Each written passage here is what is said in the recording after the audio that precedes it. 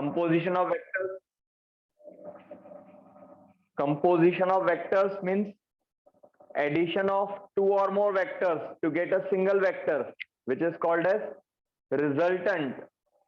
और उसके 3 लॉज पढ़े थे हमने, law of vector addition, triangle law, parallelogram law and polygon law.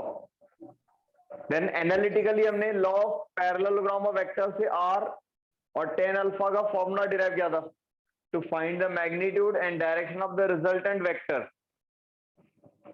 उसके बाद हमने पढ़ा था resolution of a vector. Resolution मतलब splitting of a single vector into its components. whenever we resolve या break a single vector we get two components. अगर हमने किसी सिंगल वेक्टर को ब्रेक किया, रिजॉल्व किया, तो उसके 2 कंपोनेंट मिलेंगे, a cos थीटा और a sin theta. a cos theta कौन सा होगा? जो थीटा एंगल बनाएगा विद द गिवन वेक्टर, और a sin थीटा जो परपेंडिकुलर टू फर्स्ट कंपोनेंट होगा. अब यहां पर हमने a वेक्टर लिया था in general.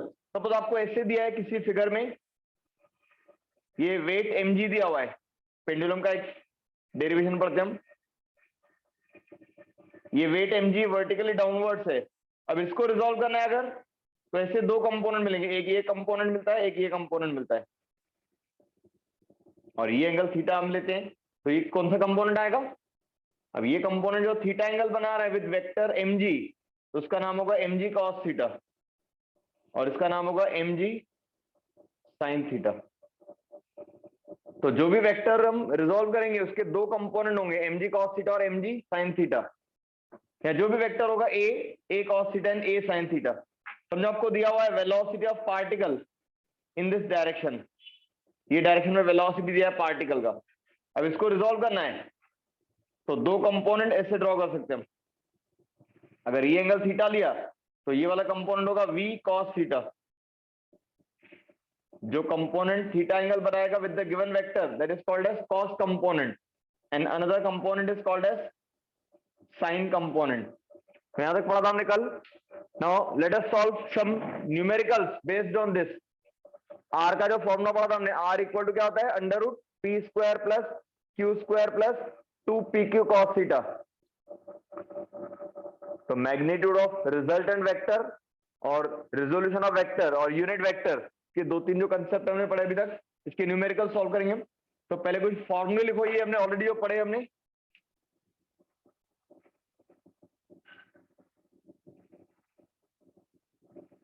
Make a list of फॉर्मूले.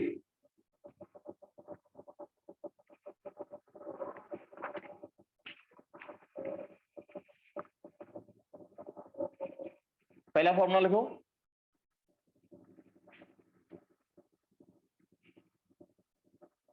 मैग्नीट्यूड ऑफ रिजल्टेंट वेक्टर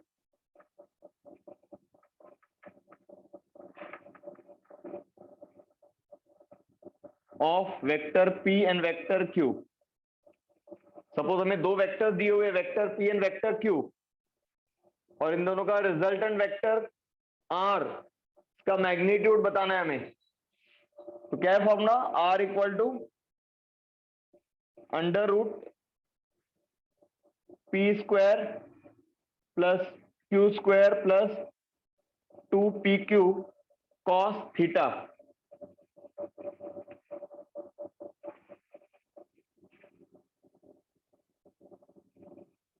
ये फर्स्ट का a नंबर लिख दो मैग्नीट्यूड, और फर्स्ट का b number. To find the direction of vector r. तो tan अल्फा हमने लिखा था. tan अल्फा क्या होता है? बोलो फॉर्मूला tan अल्फा का.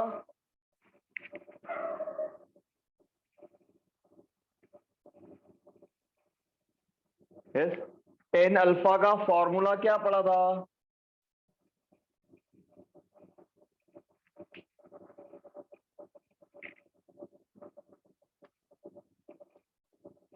बोलो Ketan.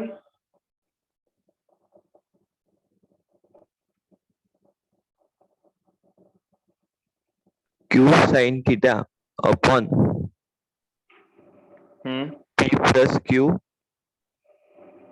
cos theta. Q sin theta upon P plus Q cos theta। यहां पे याद रखना है थीटा क्या है, it is the angle between vector P and vector Q, और alpha is the angle made by resultant, angle between resultant vector and vector P।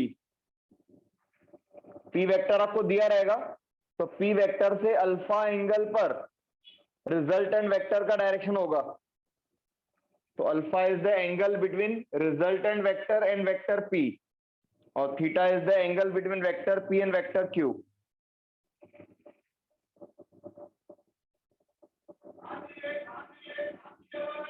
Then हमने कल फॉर्मूला डिराइव किया था magnitude.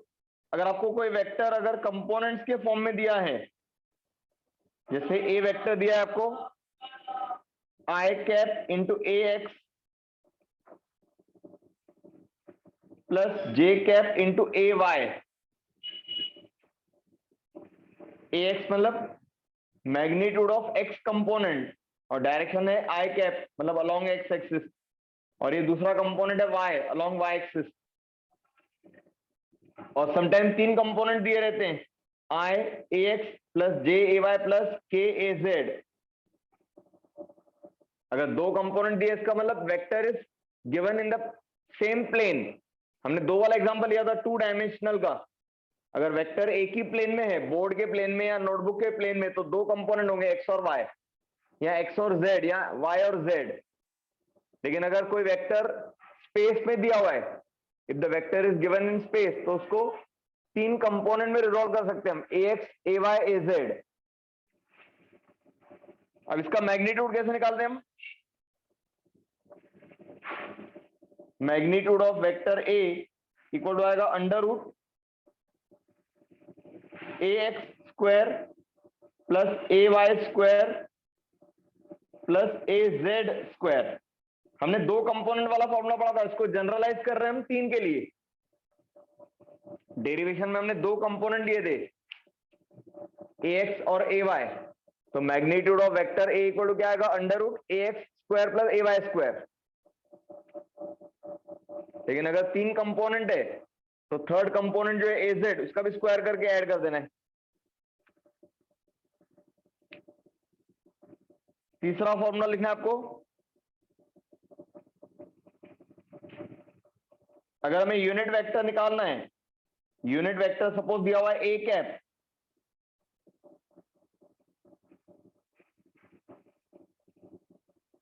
In the direction of vector ए।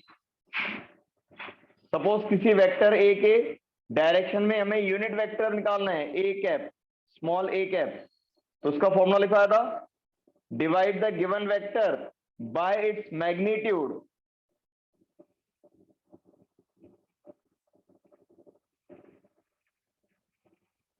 यानी vector A upon modulus of vector A is called as unit vector.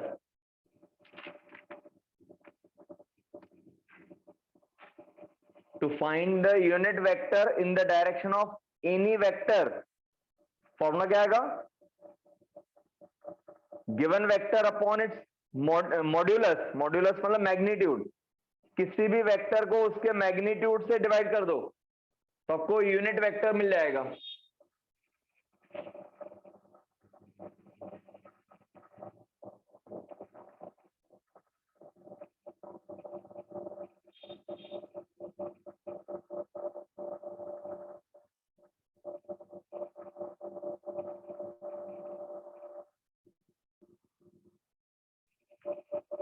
हो गया?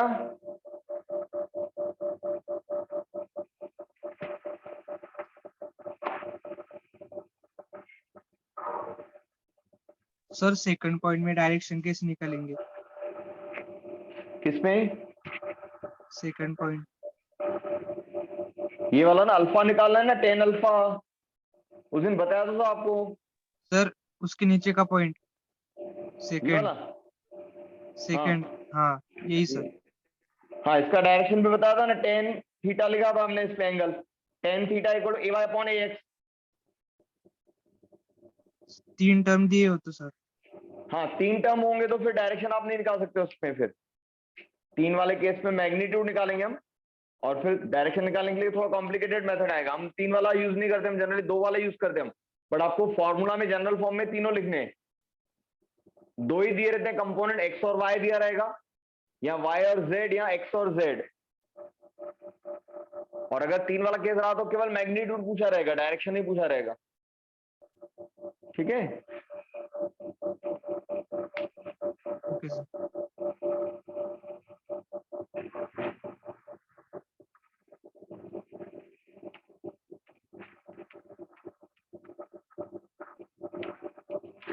Right, numericals, ये फॉर्मूले हमने पढ़े थे अब तक।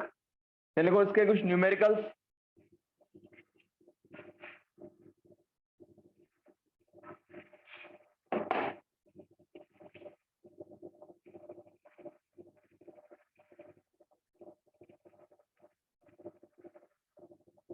First,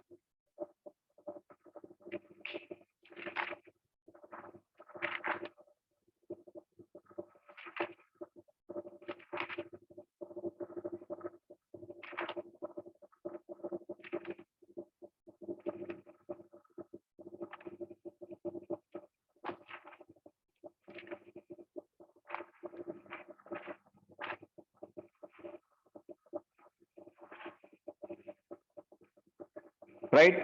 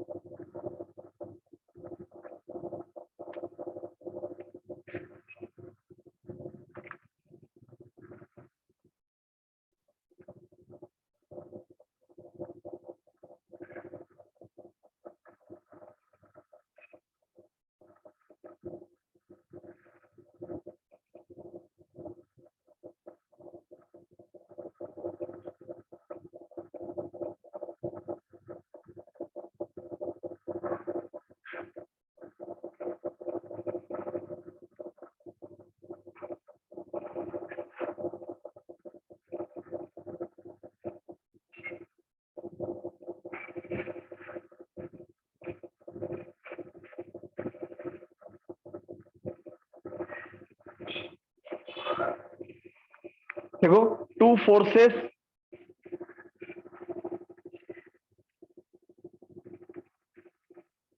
F1 vector and F2 vector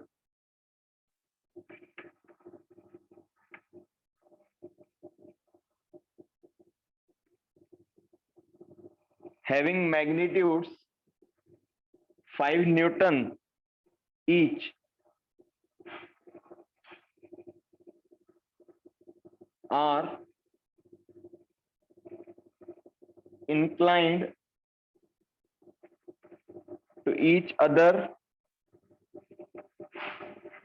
at 60 degree.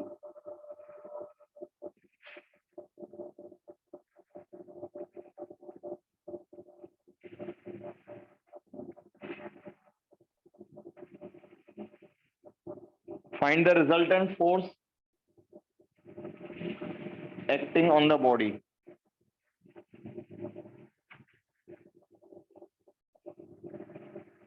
Two forces having magnitudes of 5 Newton each are inclined to each other at 60 degree. Find the resultant force. अब दो फोर्सेस मतलब यहाँ पे दो वेक्टर्स हो गए, P और Q की जगह पे F1 और F2 दिया हुआ है और दोनों के बीच में एंगल दिया हुआ है थीटा। इसको आप फिगर के फॉर्म में भी रिप्रेजेंट कर सकते हो। ये समझो पहला वेक्टर है F1, इसको हम कहेंगे समझो P। वैसे हम P लिखते हैं स्टैंडर्ड सिंबल में, यहाँ पे F1 दिया है, P equal to F1 equal to 5 newton. और दूसरा वेक्टर है Q which is equal to F2 equal to 5 newton also. अब इसका रिजल्टेंट कैसा होगा, ये पैरेललोग्राम कंप्लीट करेंगे हम, तो ये जो डायगोनल होगा दैट विल बी रिजल्टेंट। और ये एंगल दिया आपको 60 डिग्री। ये आर वेक्टर होता है रिजल्टेंट, ये हमें कैलकुलेट करना है। यहाँ पे डेटा हमने पूरा सिंबॉलिक फॉर्म में लिखने के डायग्राम में दिखा दिया हमने। P कितना है F1 which is equal to 5 newton, Q कितना है F2 इक्वल टू 5 न्यूटन, दोनों में एंगल बन रहा है 60 डिग्री और हमें R निकालना है। अब R का फॉर्मूला क्या होता है, R इक्वल टू होता है under root P square plus Q square plus 2PQ cos theta.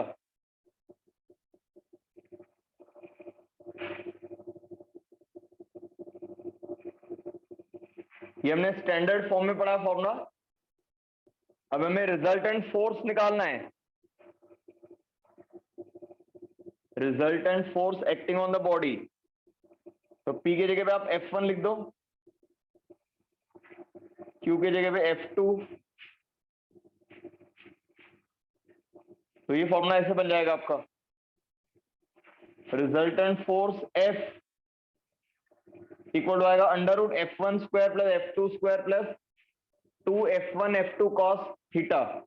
अब इसमें वैल्यू पुटअप करो, F1 5 दिया हुआ है, F2 भी 5 दिया हुआ है। Solve this.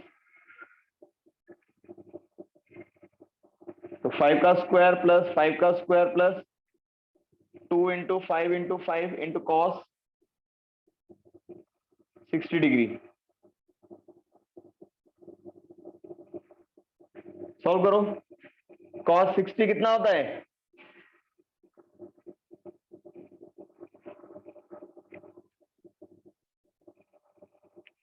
अरे कॉस 60 कितना होता है श्रद्धा,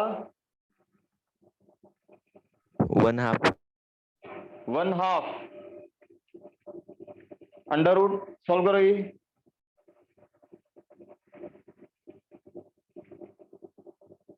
फाइव का स्क्वायर आएगा 25 प्लस 25 प्लस ये आएगा 2 इंटू 25 इंटू कॉस 60 मतलब 1/2। तो ये 1/2 और ये 2 कैंसिल कर दो, कितना आ रहा है टोटल,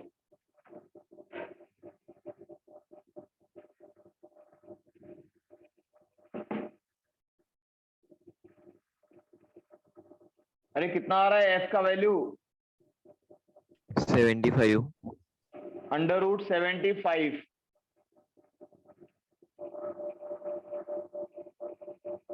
अंडर रूट 75 न्यूटन। और इसको आप सॉल्व करोगे तो ये मिलता है 8.66। कितना आएगा रिजल्टेंट फोर्स। तो हमें यहाँ पे दो फोर्सेस का मैग्नीट्यूड दिया था 5 न्यूटन ईच और दोनों में एंगल दिया था 60 डिग्री। तो हमने रिजल्टेंट फोर्स कैलकुलेट किया,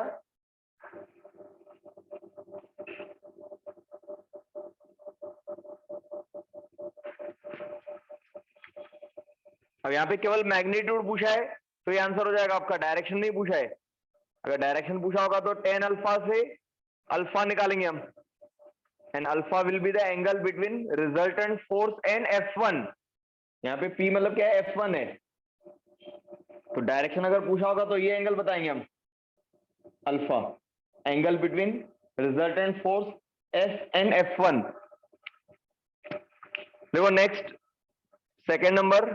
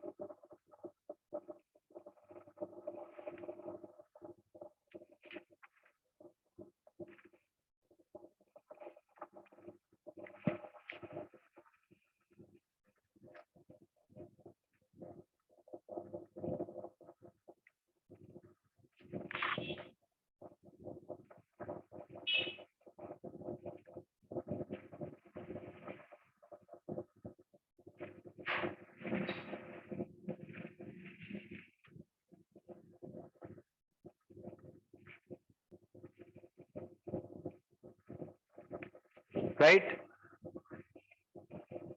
The resultant of two equal forces. Second problem. The resultant of two equal forces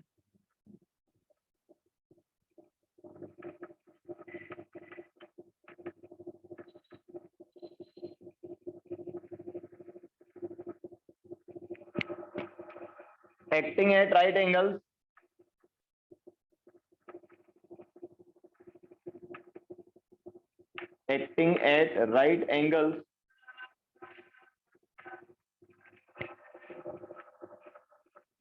to each other is 14.14 Newton.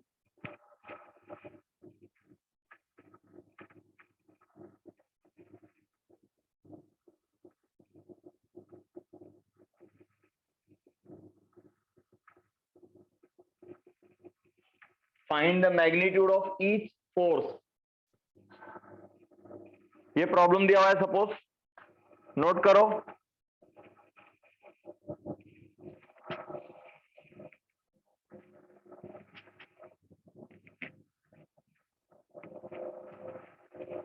Now in this problem क्या दिया हुआ है डेटा?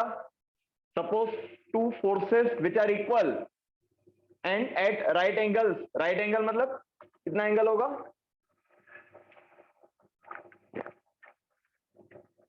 90 degree.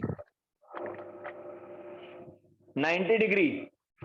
ऐसे दो फोर्सेस है, दोनों का मैग्नीट्यूड इक्वल है, मतलब लेंथ इक्वल होगा, और दोनों राइट एंगल्स पर है.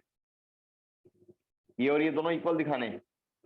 सपोज हमने इसको नाम दिया, यानी पी वेक्टर जो है एफ के बराबर है और क्यू वेक्टर भी एफ के बराबर ही है. दोनों का मैग्नीट्यूड सेम है एफ, और दोनों में एंगल कितना बन रहा है? 90 degree.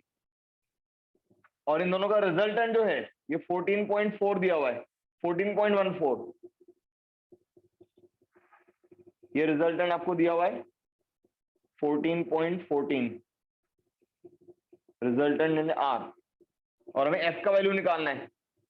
Right on. Since P और क्यू दोनों इक्वल दिया हुआ है, P equal to Q equal to F, and theta equal to 90 degree. R equal to कितना दिया है? 14.14 न्यूटन, और हमें ये एफ निकालना है.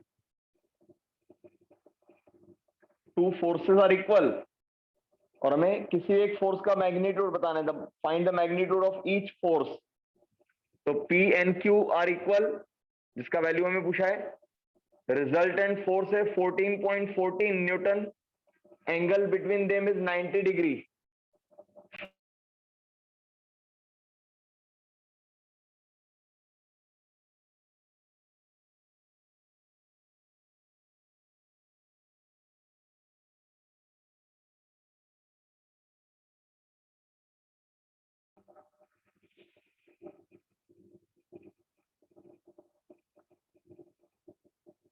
अगेन फॉर्मूला वही लिखना है. आर इक्वल टू क्या होता है? Under root P square plus Q square plus 2pq cos of theta. अब यहाँ पे P और Q दोनों सेम है. P and Q are the two forces which are equal in magnitude. तो P को भी F लिखेंगे, Q को भी F लिखेंगे, और थीटा एंगल दिया हुआ है 90 डिग्री, और R का वैल्यू दिया हुआ है. Put the values. R का वैल्यू कितना है? 14.14, और अंडर रूट आएगा F square plus F square plus 2F into F और cos 90. now cos 90 कितना होता है? 0. 0. तो cos 90 0 हमने स्पेशल केस में लिए थे, 3 केस. अगर थीटा 0 है तो दोनों वेक्टर्स ऐड हो जाते हैं, यानी P प्लस Q आता है रिजल्टेंट. अगर दोनों वेक्टर्स अपोजिट डायरेक्शन में है तो R इक्वल टू पड़ा था P माइनस Q या Q माइनस P. और अगर दोनों वेक्टर्स म्यूचुअली परपेंडिकुलर है तो रिजल्टेंट होगा under root P square plus Q square. Because cos of 90 0 हो जाएगा, तो ये वाला टर्म 0 हो जाएगा. तो ये मिलेगा हमें under root F square plus F square. कितना हुआ? √2f², बराबर है।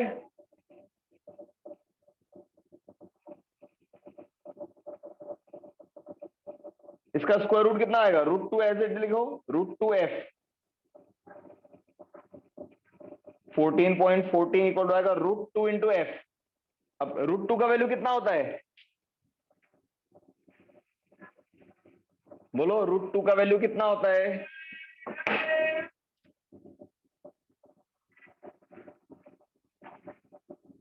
अरे √2 का वैल्यू याद रखना है आपको, 1.414 होता है। √2 √3 ये याद रखना है, √2 का वैल्यू होता है 1.414। तो √2 की जगह पे लिखना है 1.414 इंटू एफ। अभी 1.414 और ये कितना है 14.14, तो एफ कितना आएगा 10 न्यूटन। 14.14 डिवाइडेड बाय 1.414,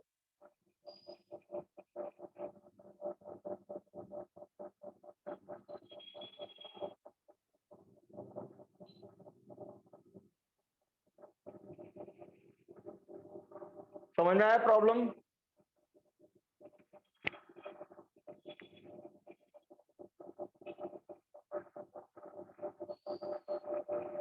अरे प्रॉब्लम समझ में आया।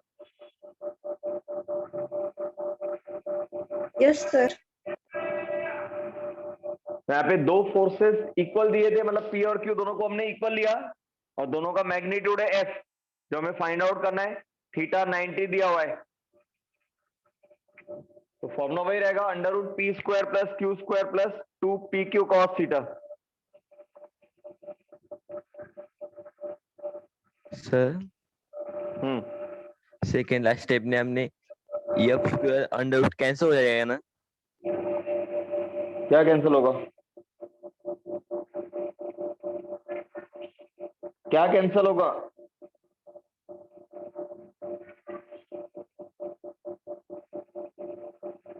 अरे बोलो ना क्या कैंसिल होगा। ये f² + f² कितना है, √2 इंटू f²। f² का स्क्वायर रूट f हो गया और √2 एज इट इज। ये स्क्वायर और स्क्वायर रूट कट हो जाएगा ना f का, तो उसको f लिखा और बाकी √2 एज इट इज लिखना है। और √2 का वैल्यू लिया हमने 1.414, ठीक है।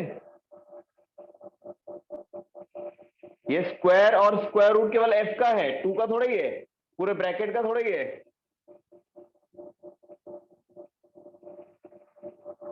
केवल f का स्क्वायर है, तो f का स्क्वायर और स्क्वायर रूट कट हो जाएगा और बाकी √2 एज इट इज।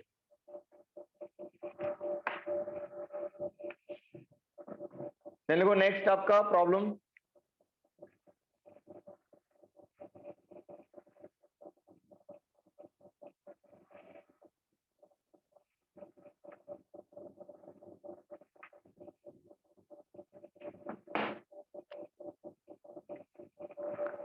नेक्स्ट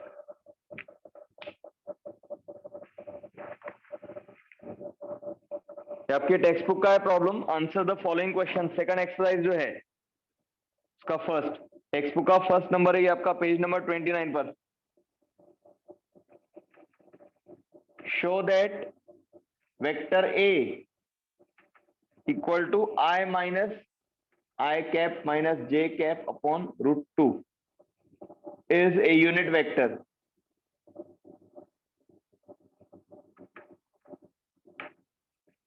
एक वेक्टर दिया हुआ है और हमें प्रूव करना है कि ये यूनिट वेक्टर है। अब यूनिट वेक्टर का डेफिनेशन पढ़ा था हमने, यूनिट वेक्टर मतलब a vector having unit magnitude in the direction of given vector. ऐसा वेक्टर जिसका मैग्नीट्यूड 1 होगा उसको बोलते हैं हम यूनिट वेक्टर। अब ये वेक्टर हमें प्रूव करना है यूनिट वेक्टर है। Right the solution, since vector A दिया हुआ है i cap minus j cap upon √2, इसको ऐसे लिख सकते हैं 1/√2 i cap minus 1/√2 j cap, लिख सकते हैं ना। Yes sir.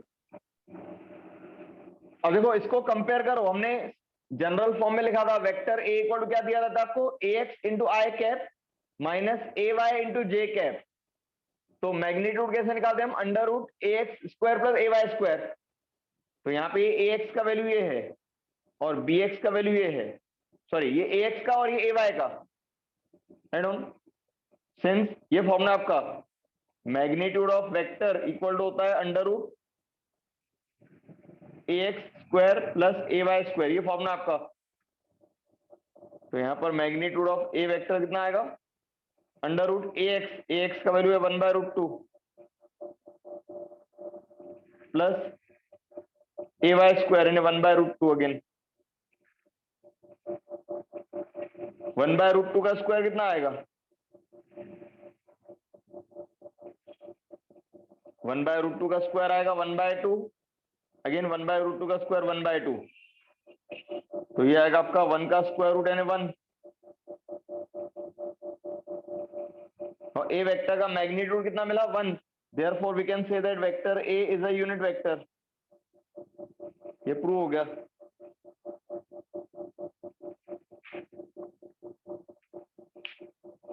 एक मार्क के लिए आ सकता है ये, show that vector A is a unit vector. और कोई भी यूनिट वेक्टर कब होगा, कोई भी वेक्टर यूनिट वेक्टर कब होगा, जब उसका मैग्नीट्यूड 1 आएगा। मतलब आपको इनडायरेक्टली मैग्नीट्यूड पूछा है तो मैग्नीट्यूड निकालना है, और मैग्नीट्यूड कैलकुलेट करने के लिए फॉर्मूला क्या है, वेक्टर ए का मैग्नीट्यूड इक्वल टू आएगा under root ax square plus ay square, और तीसरा कंपोनेंट अगर दिया होगा तो प्लस az स्क्वायर भी लेना है। समझ में आया? Yes sir.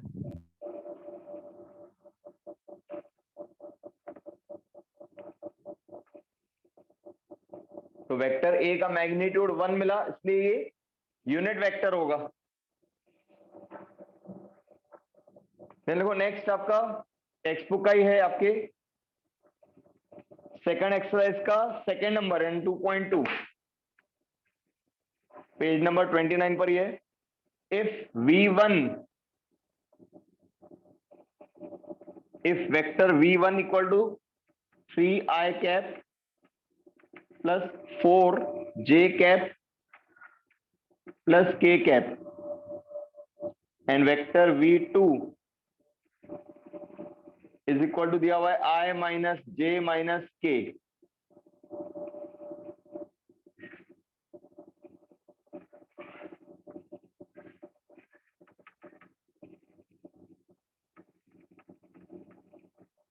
Find the magnitude of vector v1 plus vector v2।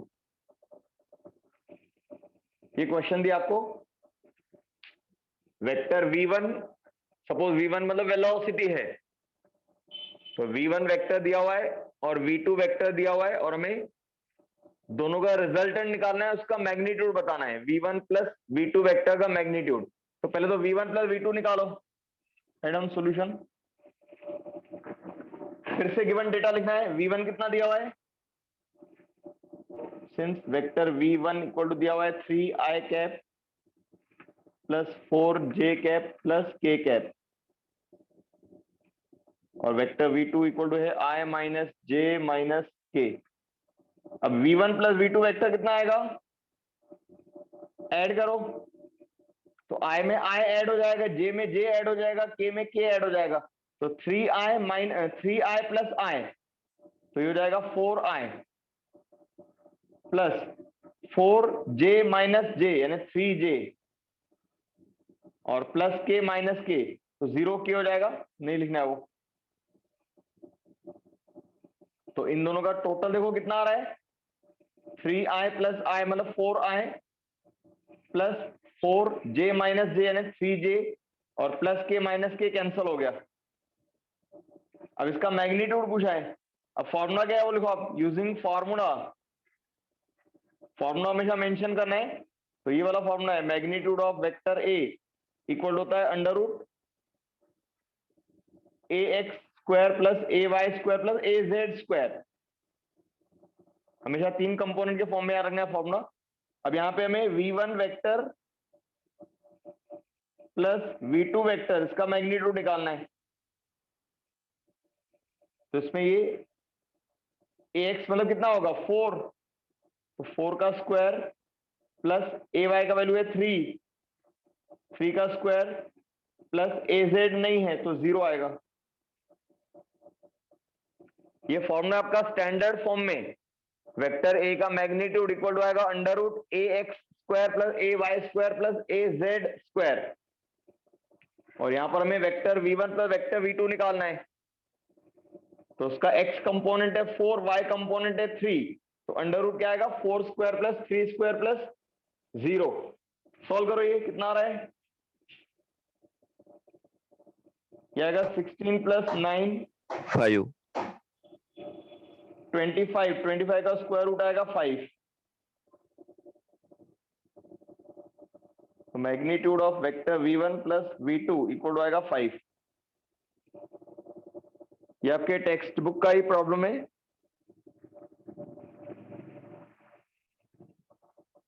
Same ऐसे आपका थर्ड नंबर है एक्सरसाइज में, वो सॉल्व कर लेना आप खुद।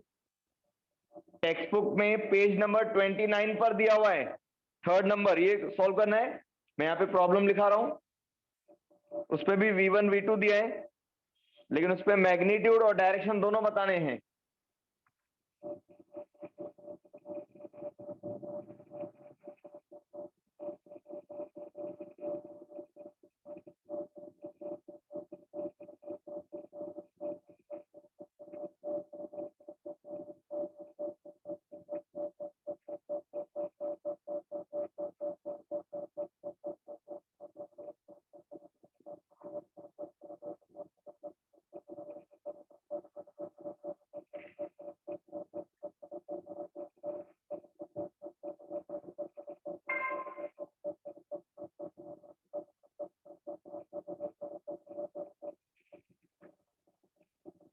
Right on. नंबर 5 ये होमवर्क है आपका, आपके टेक्स्ट बुक में ही है ये, एक्सरसाइज 2 उसका third number. If v1 equal to 2i minus 3j,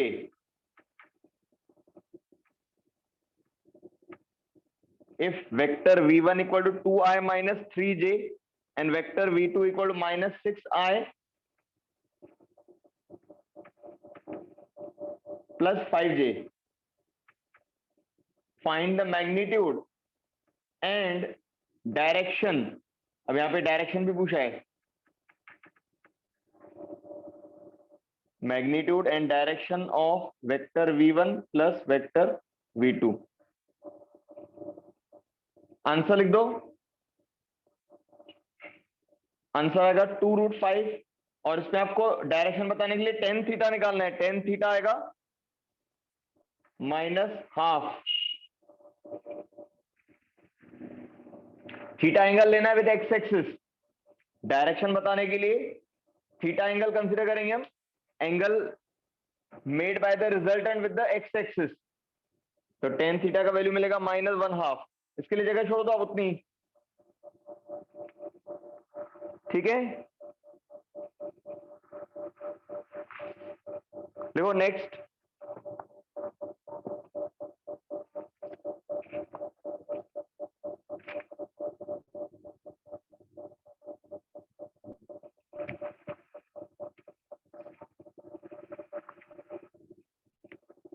इसके लिए जगह छोड़ दो आप, 10-12 लाइन ये कंप्लीट कर लेना है। मैग्नीट्यूड वैसे निकालना है जैसे अभी हमने निकाला, पहले दोनों को ऐड कर लो फिर उसका मैग्नीट्यूड निकालो, तो ये आएगा 2√5। और फिर डायरेक्शन के लिए हम वेक्टर का एंगल कंसीडर करेंगे theta with the x axis. समझो ये रिजल्टेंट वेक्टर है,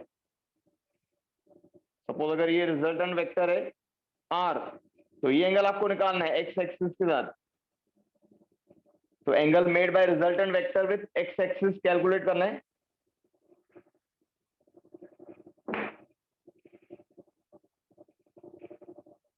नेक्स्ट आपका लिखो problem, find vector A B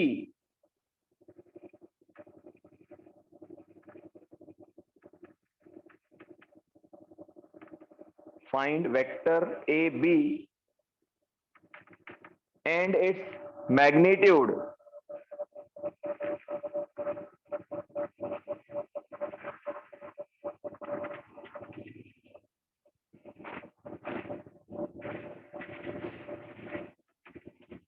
if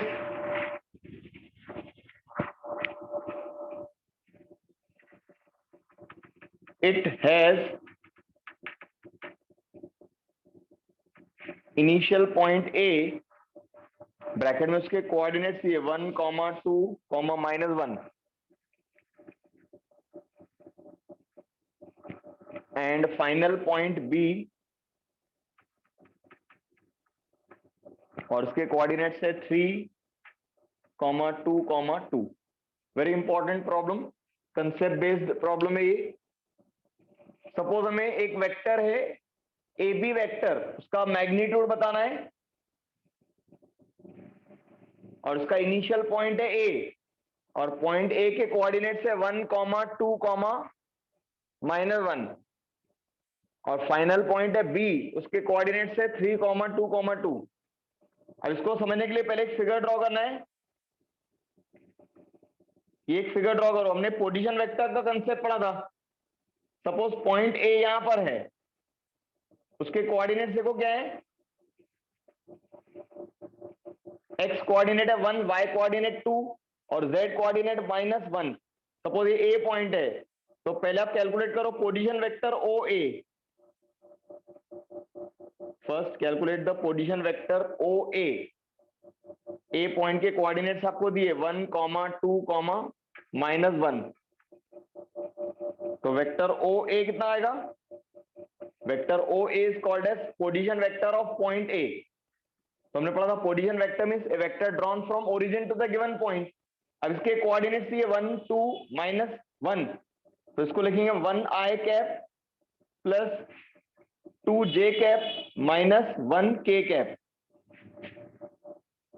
x coordinate 1 है तो उसको i से मल्टीप्लाई करो, प्लस y कोऑर्डिनेट 2 तो उसको j से मल्टीप्लाई करो और z कोऑर्डिनेट है -1 तो उसको k से मल्टीप्लाई करो।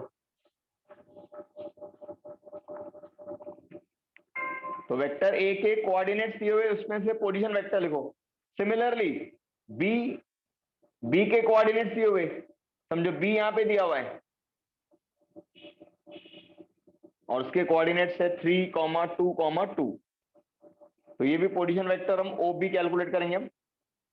यस, कौन बताएगा OB वेक्टर कितना होगा? Position vector of point B.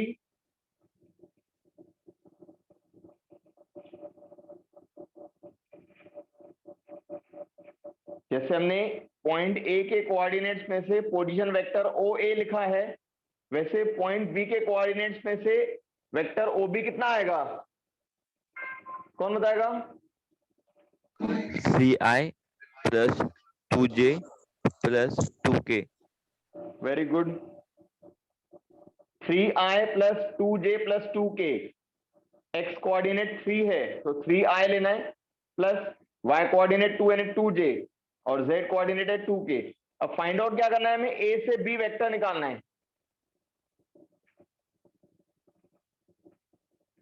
हमें ये वेक्टर फाइंड आउट करना है। हमें वेक्टर ए बी पूछा है कितना होगा और उसका मैग्नीट्यूड कितना होगा। दो, एक तो वेक्टर निकालना है, दूसरा उसका मैग्नीट्यूड। तो वेक्टर मिल गया तो उसका मैग्नीट्यूड मिल जाएगा।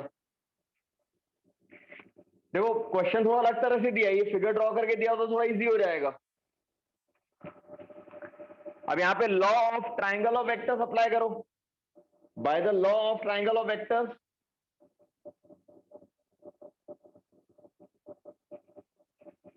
यस, कौन से दो वेक्टर सेम ऑर्डर में है? देखो ट्राइंगल लॉ में पढ़ा था, दो वेक्टर्स अगर ट्राइंगल के दो साइड से दिखा है सेम ऑर्डर में तो थर्ड साइड जो है रिजल्टेंट होता है। तो कौन से दो वेक्टर सेम डायरेक्शन में है, मतलब सेम ऑर्डर में है? यस,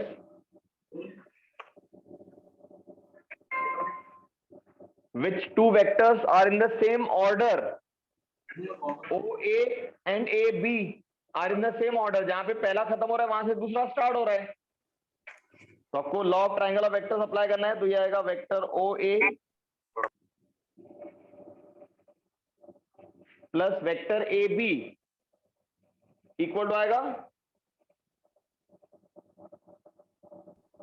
OB,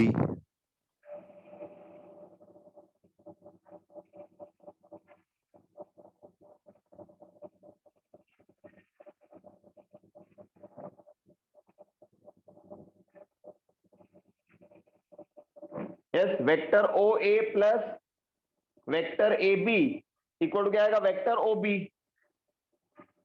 अब फाइंड आउट क्या करना है हमें, वेक्टर AB। तो वेक्टर AB इक्वल टू क्या होगा, take OA on left right side, तो ये आएगा OB vector minus OA vector, या फिर मैंने डायरेक्ट भी बताया था OB वेक्टर क्या है, पोजीशन वेक्टर, और ये फाइनल पॉइंट है, मतलब ये R2 वेक्टर होगा, OA initial position vector R1, तो AB is a displacement vector. Displacement vector कैसे निकालना है, final position vector minus initial position vector, यानी OB vector minus OA vector. अब इसको सॉल्व करो, अब इजी हो गया आपका। जैसे हमने पिछले केस में दो वेक्टर्स ऐड किए थे, यहाँ पे सबट्रैक्ट करना है, तो वेक्टर AB इक्वल टू आएगा OB वेक्टर, OB वेक्टर मतलब 3i plus 2j plus 2k minus OA vector i minus 2j minus k। Now subtract करो, 3i माइनस i, तो ये आएगा 2i प्लस 2j, और ये minus of minus plus 2j हो जाएगा, यानी 4j।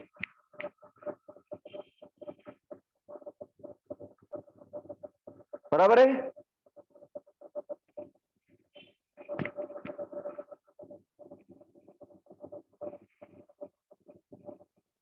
एक मिनट, कहां गलती हुई है चेक करो। OB vector minus OA vector, OA vector का वैल्यू है 1 प्लस 2j, ये प्लस है सॉरी,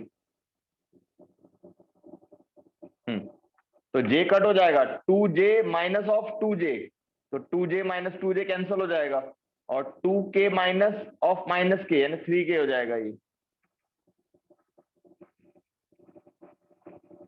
OB OA वेक्टर का वैल्यू गलत लिखा था, i plus 2j minus k आएगा, तो यहाँ पे प्लस होगा।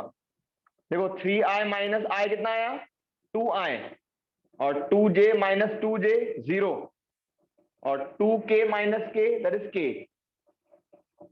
Sorry 2k minus of minus k, 2k minus minus k, तो माइनस माइनस प्लस हो जाएगा, तो 3k आएगा टोटल। ये हो गया आपका वेक्टर AB। अब इसका मैग्नीट्यूड कैसे निकालेंगे हम, तो फॉर्मूला क्या है, using formula magnitude of vector A equal होता है अंडर रूट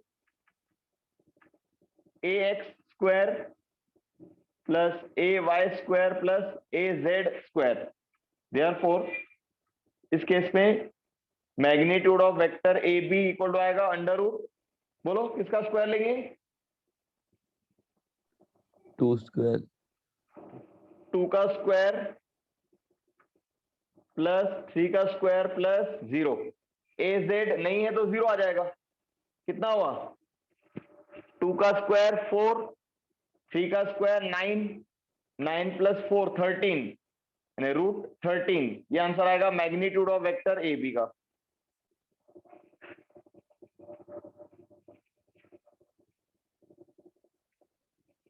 ये समझ में आया, यस सर। अगर हमें दो वेक्टर्स सॉरी दो पॉइंट्स दिए हुए विथ कोऑर्डिनेट्स, तो हम पोजीशन वेक्टर लिख सकते हैं। तो A और B दो पॉइंट के कोऑर्डिनेट्स दिए हुए थे, तो हमने पोजीशन वेक्टर OA और OB लिखा, और फिर डिस्प्लेसमेंट वेक्टर AB कैलकुलेट किया हमने, OB vector minus OA vector. यहाँ पे law of triangle of vectors भी आ गया आपका। देन लिखो एक प्रॉब्लम, ये होमवर्क के लिए,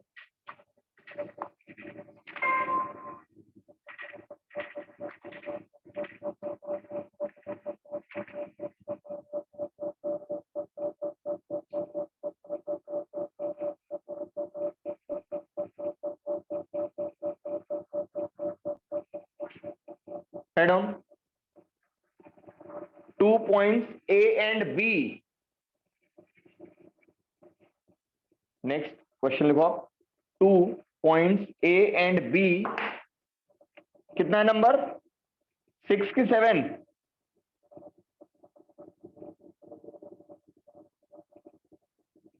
अरे प्रॉब्लम नंबर कितना है? 2 points A and B have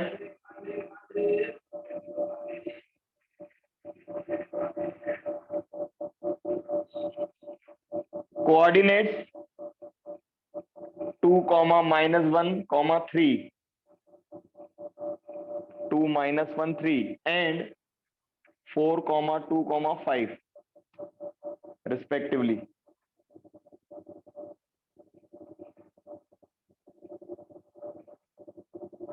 Find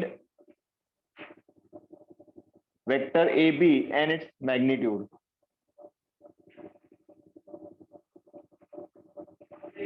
yes आएगा आंसर, सॉल्व करने आएगा? Yes sir. अरे बाकी लोग भी तो बोलो, एक ही स्टूडेंट आंसर देता है, बाकी लोग क्या करते हैं? गर्ल्स में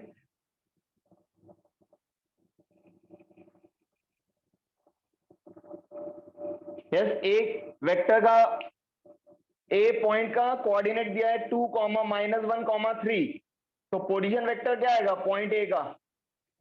2i - j + 3k। Position vector of point ए मतलब ओ ए वेक्टर क्या होगा? 2i - j + 3k। और बी वेक्टर के, बी पॉइंट के कोऑर्डिनेट से 4, 2, 5, तो vector O B equal to क्या आएगा?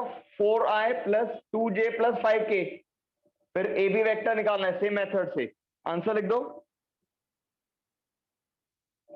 वेक्टर ए बी का वैल्यू आएगा, डायग्राम ड्रॉ करना है, 2i + 3j + 2k।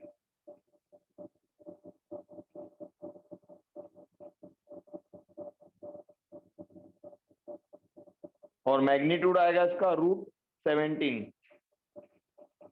ठीक है, ये दो प्रॉब्लम्स, एक ये और एक इसके पहले दिया, ये दोनों कंप्लीट करने हैं। कल हम आगे कंटिन्यू करेंगे, हम एक दो प्रॉब्लम देखेंगे हम यूनिट वेक्टर्स का, फिर हम नेक्स्ट कंसेप्ट स्टार्ट करेंगे। Okay, you can leave now.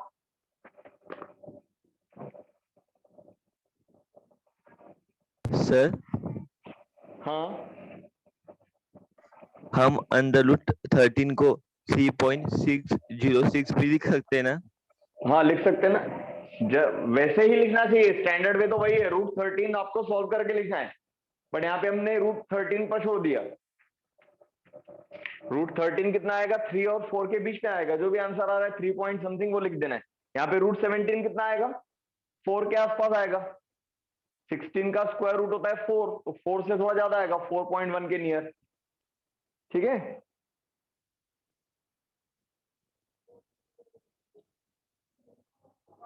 Okay.